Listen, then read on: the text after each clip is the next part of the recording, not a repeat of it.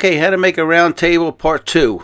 What I'm going to do today is I'm going to rough out the blanks and I'm going to run them across a joiner facing one side, and then I'm going to run them through my 24-inch planer to get them to a consistent thickness.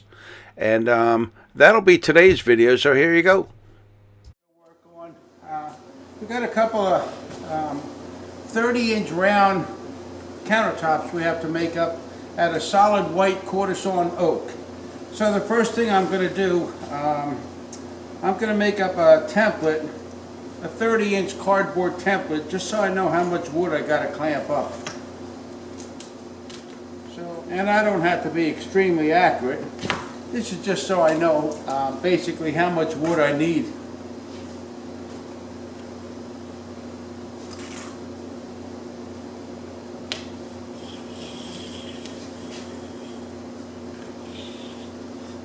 And there I broke the pencil point.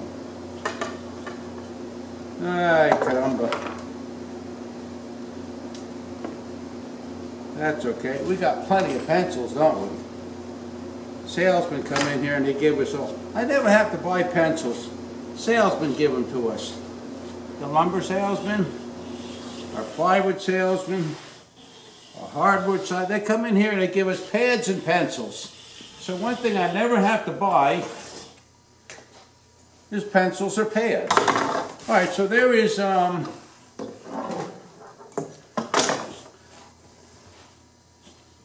here's a 30-inch circle drawn out on this piece of cardboard.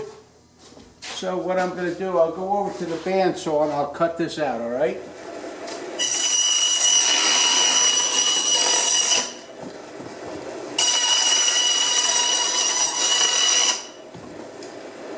I'm just roughing it out because I'm using my 14-inch bandsaw and this cardboard was a little too big for the throat size, so I just roughed it down now. And again, this does not have to be real accurate.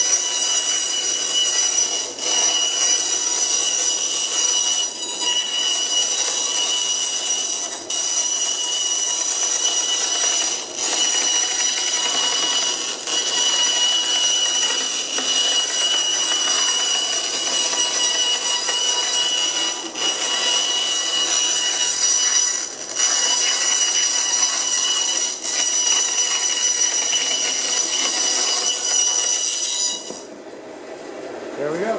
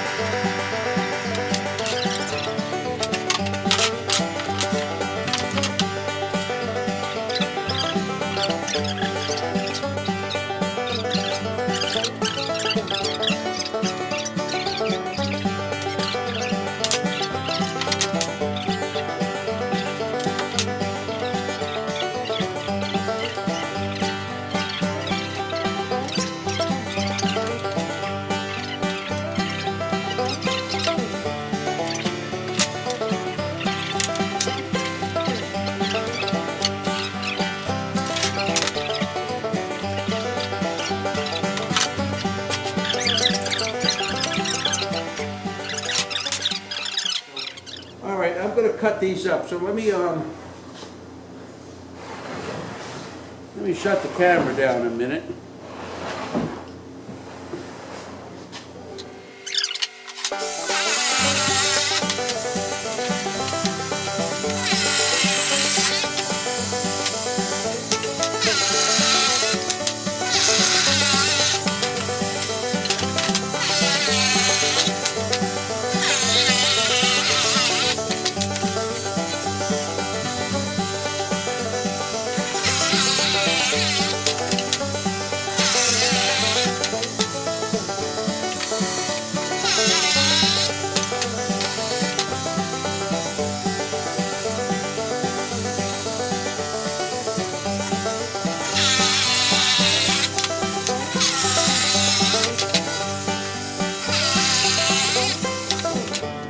Now you see why I use the jigsaw, because these aren't just square cuts. Otherwise I would have just roughed these out on the radial arm saw. But by using a jigsaw I cut the angles, and by reversing those curves I'm able to maximize how many pieces I was getting out of a board. Alright, so now I'm ready to take these and I'm going to face one side on the joiner because I want to see how clean, how they're going to look. And then they're going to go through the planer. Alright, so that's my next step. I'm going to set up and we're going to go through the joiner and get one side cleaned up.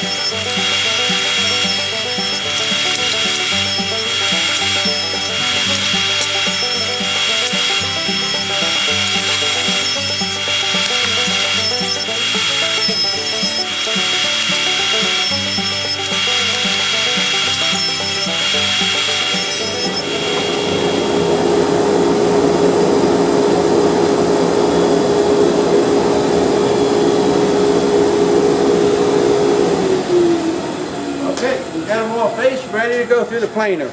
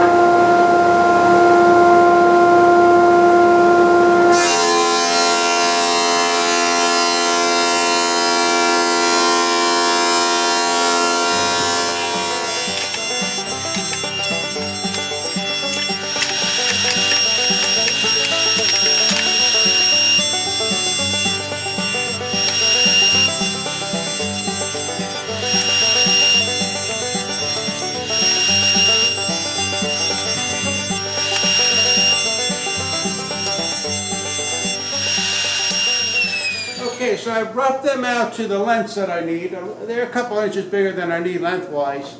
And I've jointed or faced one side, and now I've run it through the planer and brought them all down to a little over 1 inch thick on the other side.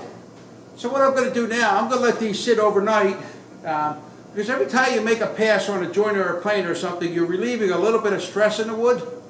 And you saw the video where I brought this back in a snowstorm a couple days ago, Friday. And today is Sunday. So it's been acclimating in my shop. It's quarter sawn white oak, so it's a very stable wood to begin with. And it was kiln dried, so I'm pretty happy with it. My temperature here in the shop is 70 degrees. So that's been sitting in the shop now for 2.5 days at 70 degrees.